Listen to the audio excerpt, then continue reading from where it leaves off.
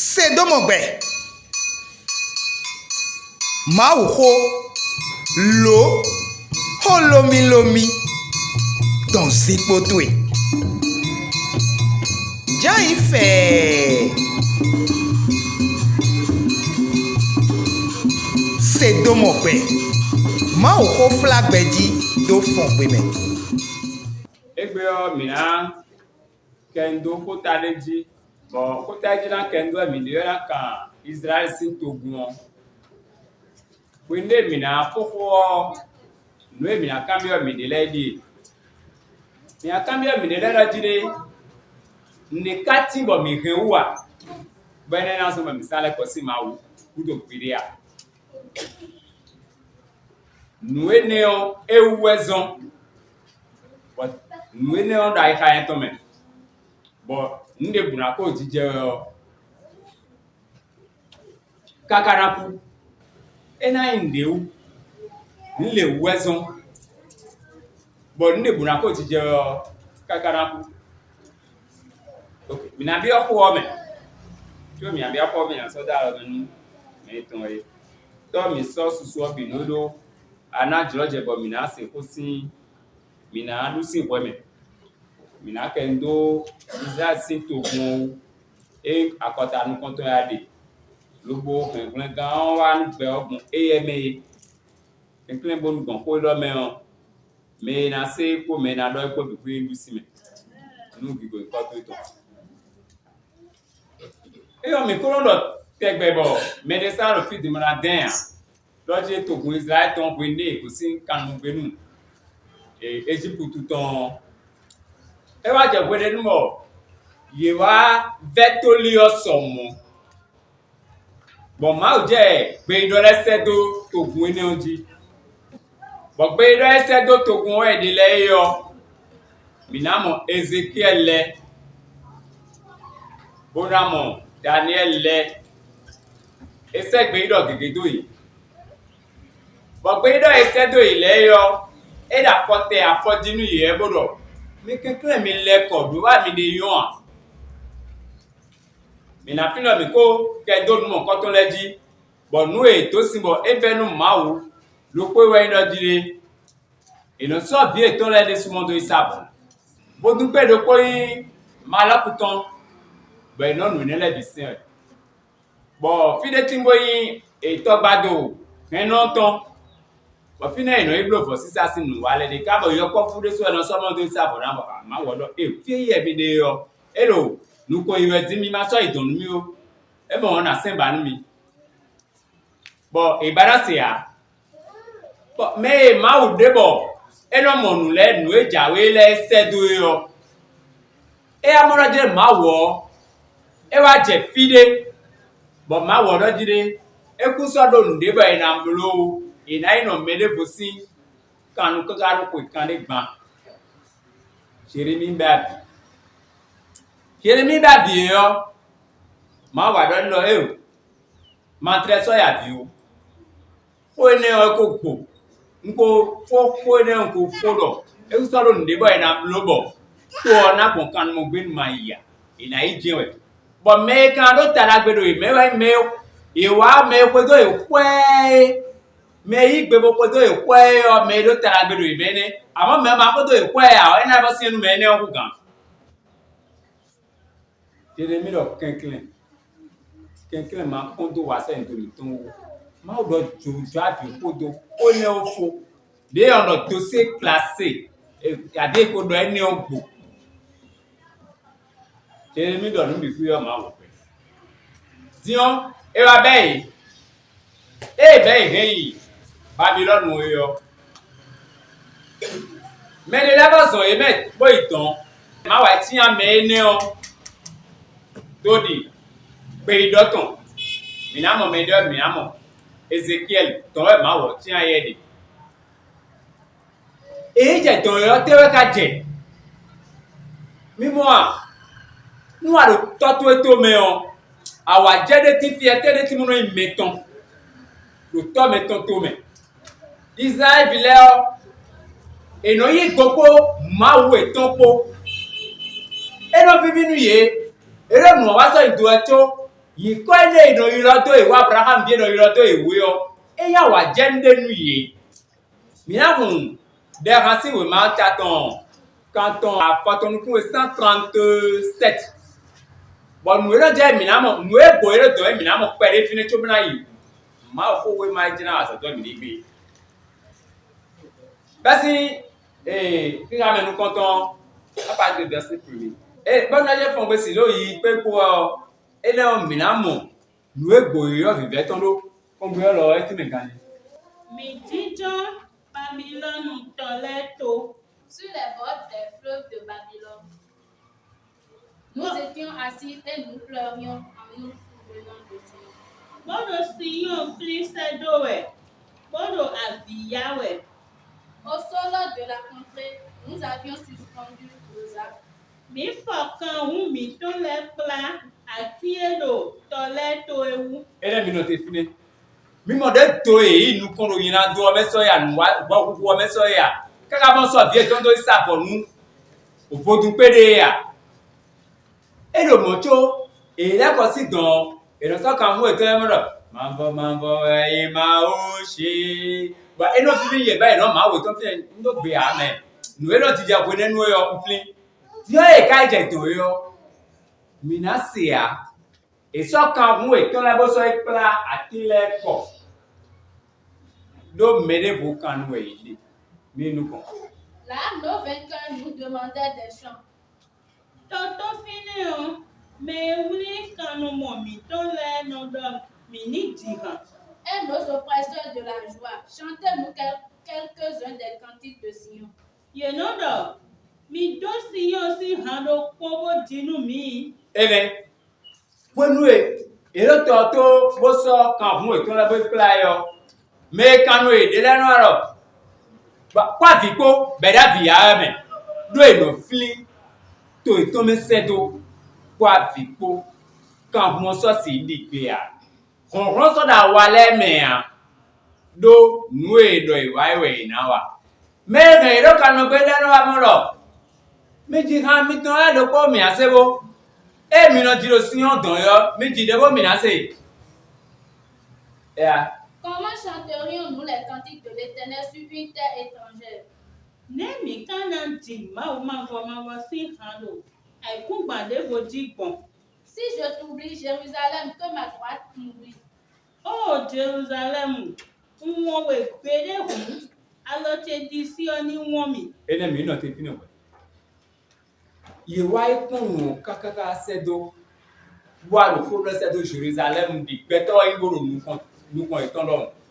Pour Jérusalem. We Babylone we de bo mo do me. Jérusalem we. Nu won we hu. Alo te di Sion ni won mi. Jérusalem we. Nu won we hu. Alo te di Sion ni won mi. Et à mi permis à bon. Que ma langue s'attache à mon palais, si je ne me souviens de toi, si je ne fais de Jérusalem le principal sujet de ma joie. Enyi umasafni we ahun. Enyi ndesa do kome hunu mi hu Jerusalem hun. De cheni tero glame. Mi nyai. Et le commandant de Jérusalem et le nous comptons et donc. Et d'abord de mi ouem. Bon de cela va y avoir déjà mi ton pour Jérusalem ou de mi ton tero glame. Oh, nous allons dire leur pays est présent dans leur tête. Tago et ton méon, to et ton fini. Et c'est-à-dire, dès mes vivants maintenant, coupe dans l'eau. Mi mon noué. Et mais quoi qu'on wada y donc, ben non, nous commettons les dons. Ben non, ah, nous j'ai jomi de moi. Ben non, le fait finir du méon, nous commettons les dons. Et ouais, donc, il faut que Jérusalem, ouais. Mi ouem. Alors, mi t'en dis, et ni on est mi. Bon, je mi ma soeur to da wa jije no emi ton na hun. De mi ton ni te. Mi kon we lo jije ro we no me ne le si gbezan me we. Ene ko e na no kan ru ko kan de gban. Bo ko kan de gban me o. Me gege ko si Jerusalem. Boa Babylone c'est un coup bandit. Bona koku, il descend à Jérusalem d'Agénion Prédéa. Jérusalem, mina kambia do eyo de peru gba biwea. Eyo de peru toe to bunukuro gba me biwea. Eyo, amo toe bunukuro gba me biyo. Eyo de peru biwi nu etele ine. Aiko gba ji eno je. Lo ba wa jije itono pe gan ine. Ana wu yibu nuye. Ana wa nde bunuye bono ero zonu to ene o. Awa je itono pe gan. Quand nous étions sur de nous, ils n'ont plus de force dans leurs bras, dans leur droit pour jouer à leur harpe. Quand nous étions, ils sont au ronron, awa étant là, mais Fongbé étant là, l'obéissance au Caméra. Bah, Dieu étant là, il a dit, si Dieu peut faire qu'un jour, je pour la terre de Jérusalem, ma joie serait au Comme. Bon, ma cible va faire quoi? Nous, si les points à côté, si les points qui a écouté, bah, il est dit, awa dit, tu l'as fait. Il est tombé, puis, nous déjà dans dit, oui, nous aussi, au Fongbé de son gars, il faut que nous l'écho. Nous avons dit, ouais, à t'habituer le courant, à on est bon. Nous sommes tombés. Pour dire mais bon pour voir le boyer le quoi nous radio là-bas nous radio bagarre on est dans la monde non de que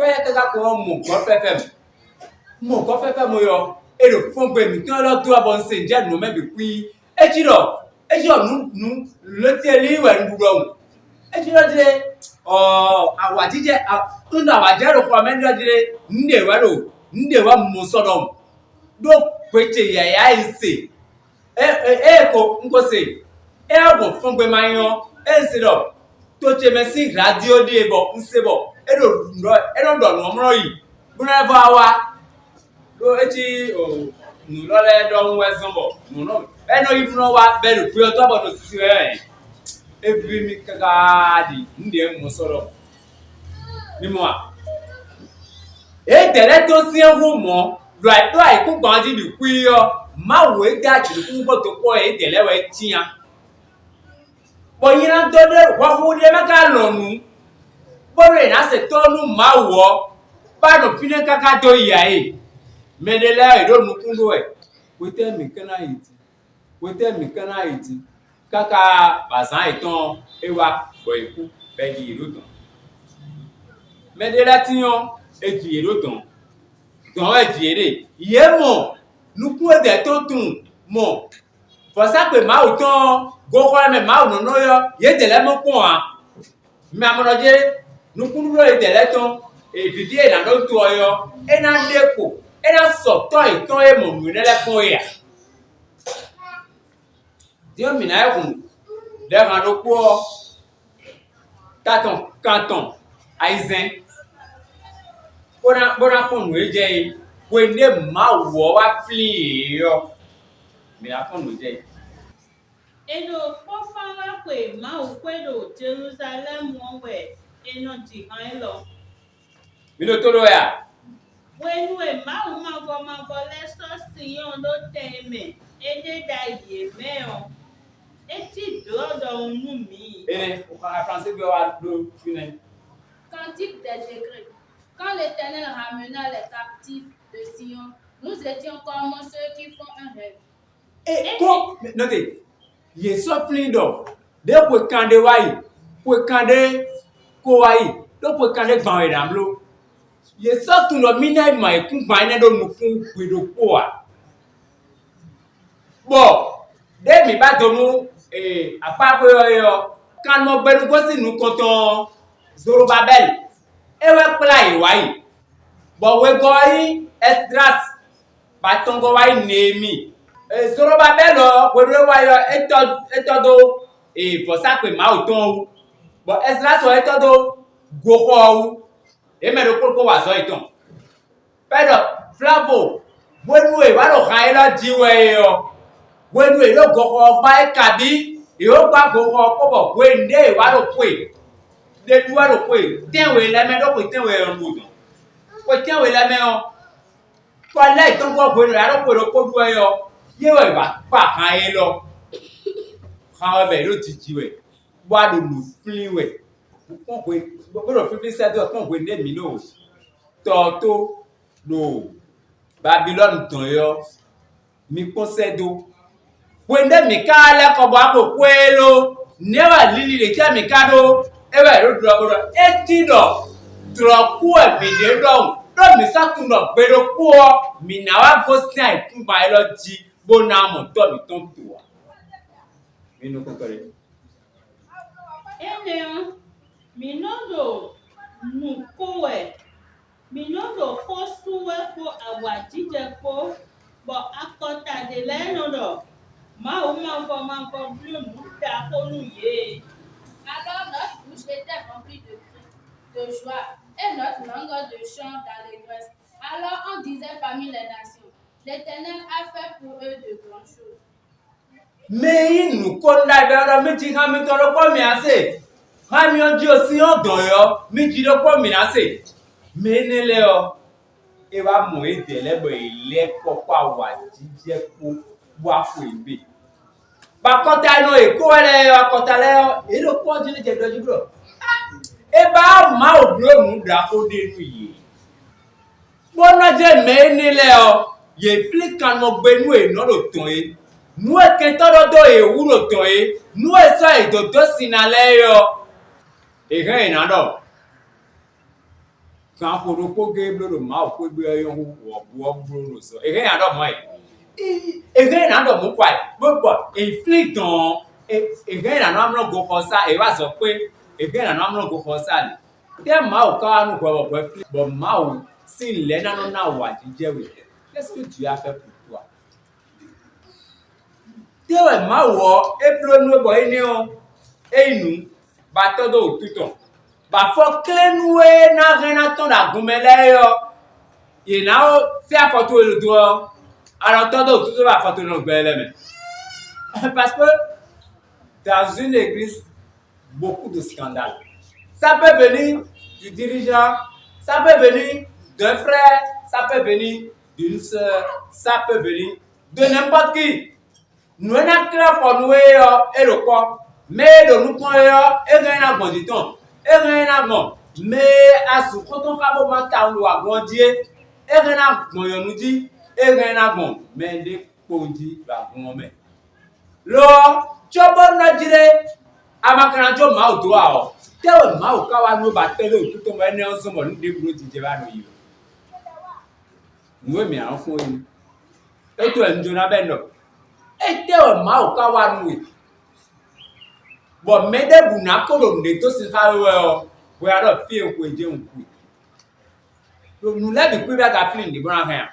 When you hear na so ibado nu e ma ko wa no si gwenu e wi pe koro afosa fose yo iba no me le ton e wa fi toto gwenu e de e wa fi kan mu e to le ma so si ko nu ale bo egbede e ka so kan mu e to mo ro kuku e fi ene o ke to le na ko nde blo e o e sanjo ma wo to do gbede a fi nu e ma wa no ba ma so si won e no kuro ni gba lo nu